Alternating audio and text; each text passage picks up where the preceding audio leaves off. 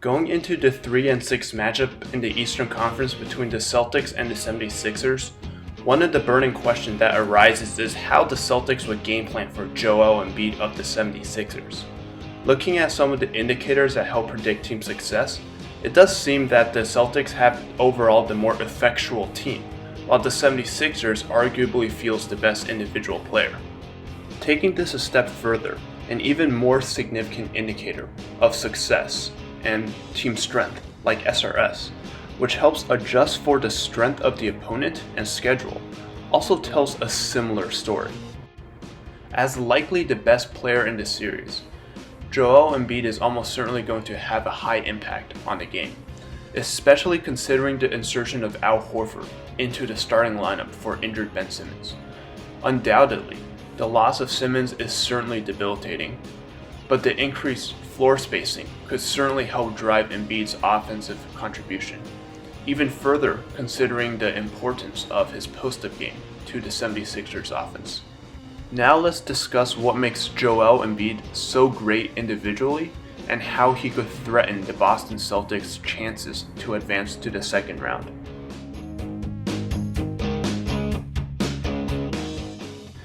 The bread and butter of Joel Embiid's offensive arsenal is the post-up. According to NBA stats, Joel Embiid leads the league in post-up frequency at 8.3 possessions per game, which makes up 36.8% of all his possessions. For reference, in second place is frequent post practitioner LaMarcus Aldridge, who only averaged 5.8 possessions per game. The reason for such a high volume of post-up touches is primarily attributed to how efficient he is in the post. In terms of points per possession, Embiid slots in at the 90th percentile, contributing 1.1 points on post-up possessions. While his approach to offense is certainly considered a throwback to earlier eras, his high efficiency from those spots actually make him one of the best release valves for an offense. Many teams often resort to a late clock isolation. Instead, the 76ers have one of the most efficient options in the post with Embiid. This play perfectly demonstrates the priority defenses often give to Embiid in the post, as 5 Celtics turn to collapse on Embiid as he makes his move.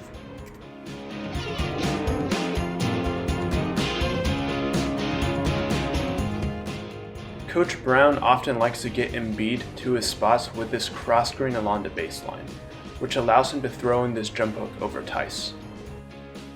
Embiid could also opt to flummox opposing defenses with his flawless footwork, with this spin move he has mastered, or simply use a power move to get to the rim for easy looks.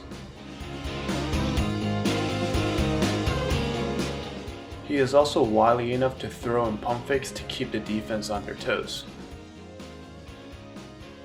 To pay homage to the great Tim Duncan, Embiid occasionally throws in these one-handed short fades.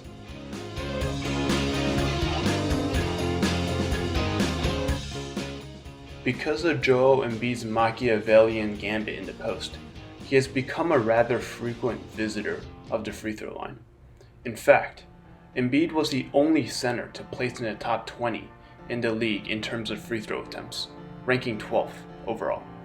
When he gets to the free throw line, the defense can also hemorrhage points as he shoots 80.7% from the line, which is third among all centers, and no other centers even come close to touching his 8.5 free throw attempts per game. It does also appear that his free throw shooting can somewhat translate into in-game action, as he is serviceable from the three-point line at 33.1%, but still below average. Overall, this is reflective of his shooting ability, which is pretty ghastly from an absolute perspective. Still, his ability to at least keep the defense honest forces defenders to play closer to Embiid instead of waiting near the rim. The meta value of his shooting, despite the poor percentages, is that it enables him to attack downhill or draw fouls on the perimeter, bloating his free throw rate. Thus, when accounting for free throws in a stat like true shooting, Embiid actually becomes one of the more efficient scorers in the league on high volume. Here are just some of the ways he leverages his poor shooting.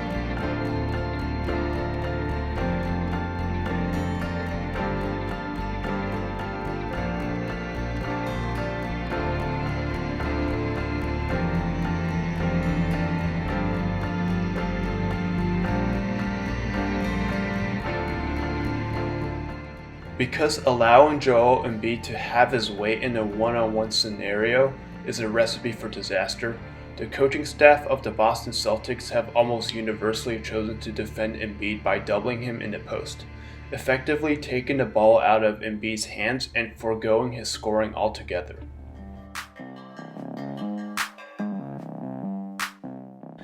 Despite eliminating the clear threat of Embiid's scoring, the trade-off of this approach is the creation of power plays, or what is effectively a 4-on-3 on the weak side. Against a better passer, this can be exploitable, yet Embiid can struggle in these spots due to limitations in his passing game. In this instance, Embiid has his pick of plays. He could either hit Richardson on the cut or Tobias Harris down low. Instead, he opts for the fadeaway. Here, trapping goes wrong, as Marcus Smart comes down instead of Jaylen Brown, and the 76ers exploit the advantage. Looking at possessions Joel Embiid was forced to pass out of a double team, there were some recurring themes. Generally, helping early, especially when Embiid still had his dribble, allowed him to take his time to dismantle the defense. Making the pass to the open man in a power play becomes infinitely easier with more time and less urgency.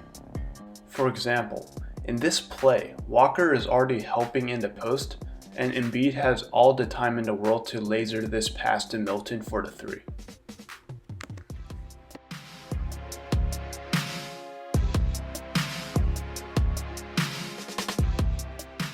Additionally, single coverages also seems to fall apart, as it allows Embiid to access his arsenal of scoring moves, highlighted earlier. In terms of what approach were generally successful, helping when Embiid has committed to a scoring move seemed to be most effective. Simply put, when mere milliseconds away from traveling and committing a turnover, it is much more difficult to make the correct pass. Embiid buckles the initial coverage and DeRozan rotates over on the drive. At that angle, there is no wonder that Embiid misses both Richardson and Milton after drawing 2.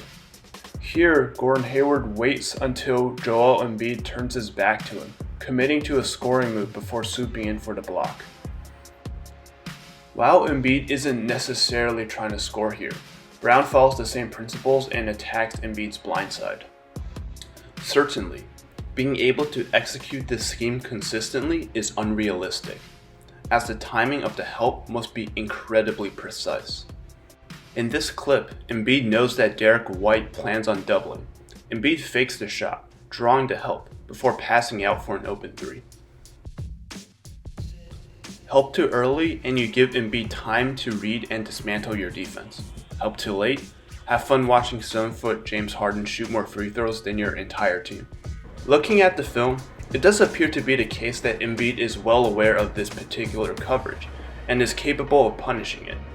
This brings me to the second scheme, which is to vary the direction of the double team. This could mean doubling from the baseline, the strong side wing, or even the weak side wing. What this does is that it makes it much more difficult for Coach Brown to run a set play. The Boston Celtics have already implemented this concept into the way they deal with Embiid, actually taking it a step further. Sometimes, Coach Stevens would mix in single coverage defense along with more passive help as opposed to a hard double. Continuing this approach seems like the dominant choice, as it prevents Embiid from being comfortable with the type of defense you'll see.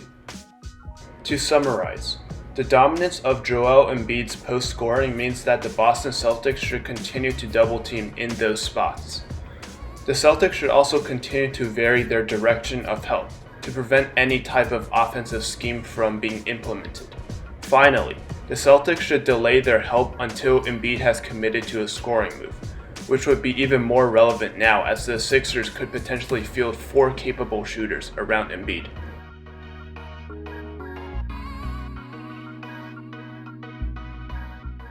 Joel Embiid has the reputation of a great defender, and a large proportion of his impact revolves around his ability to protect the rim. The combination of length, height, strength, and instinct makes challenging Embiid in the paint a losing proposition.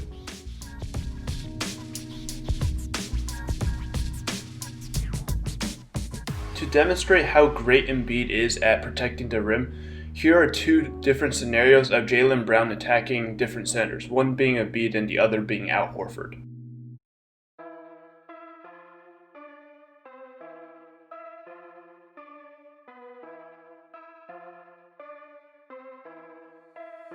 In the half court, Coach Brown mostly leverages Joel Embiid as a drop coverage big in the pick and roll, or a paint helper when he's off the ball. This role is similar to the role Brook Lopez plays in Coach Budenholzer's system, effectively closing off the most efficient option on the court. The aim of the drop coverage is to have the point of attack defender chase the ball handler around the screen while the defensive big drops to temporarily contain two. By negating a shot at the rim and at the three-point line, this coverage encourages the offense to take the much dreaded mid-range jumper. Taking away the most efficient option at the rim by using the drop coverage is indeed a statistical victory for Philadelphia. However, Boston is actually quite well equipped to deal with this specific defensive scheme. Looking at the stats, Boston's bread and butter was playing through the pick and roll ball handler. They were 7th in frequency with 21.8% of all possessions coming from this play type, and were 3rd in points per possession. This is primarily thanks to the pull-up shooting ability of Gordon Hayward, Jason Tatum, and Kemba Walker. The reason why this is so key is because Embiid's defensive value stems heavily from his ability to negate rim attempts. However, the trade-off is likely an open mid-range jumper or a pull-up three, which the Celtics have no problem taking. Even an open mid-range shot, and especially a three, can yield decent returns.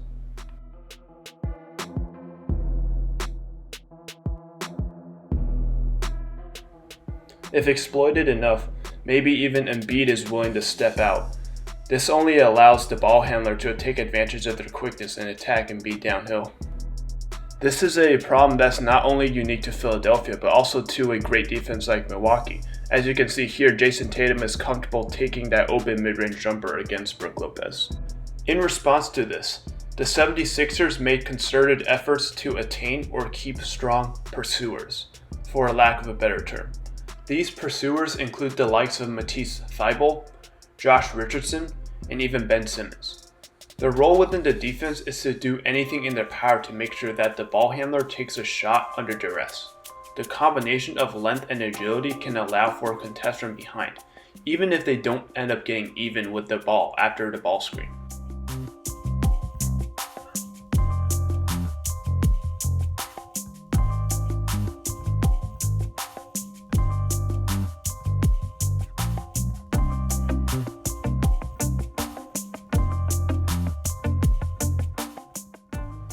Looking through the pick and roll possessions that yielded open shots, the Celtics specifically generated them at a high rate when setting high ball screens, or on their double drag screen on top of the three-point arc.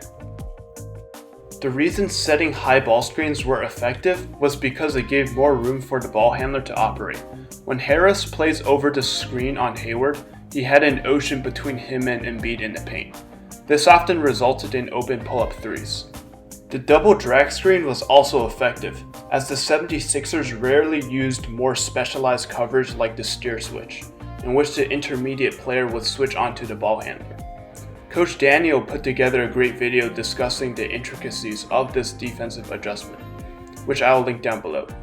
Even if someone like Thybulle can chase over the screens, he is trailing behind two screens and Walker takes advantage.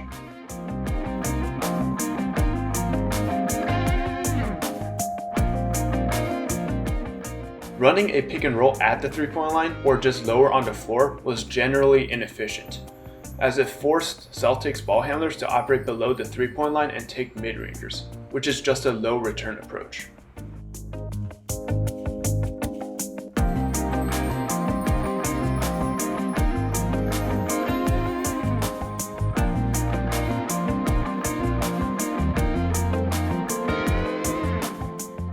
To add to the Celtics playbook, they could certainly consider adding a high horn set that the Lob City Clippers ran frequently. This set can explore extensively the multitude of options such as the handoffs with the forward or a play like Horn's flare to open up even more space to attack downhill. With all the focus on ball, It is also important to consider the potential impact Joel Embiid can have off-ball as a help defender. He is often assigned to the least perimeter-oriented player on the opposing team, allowing him to remain closer to the rim and help off his assignment indiscriminately. The result of this choice to further leverage on his rim protection is that it essentially creates a no-fly zone near the hoop. To counteract this rim camping approach, the Celtics should use whomever Embiid is guarding to set pin downs to free up open shooters. This effectively results in a 2-on-1 on the perimeter and open threes. Take advantage of the fact that Embiid almost never leaves the paint.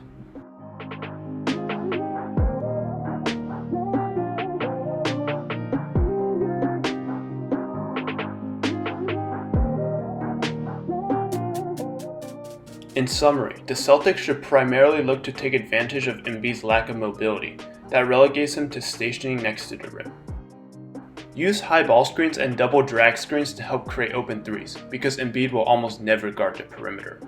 Use this in off-ball scenarios as well and punish his unwillingness to leave the paint. Well, I hope that was all very informative for you, and thank you for making it to the end of this video.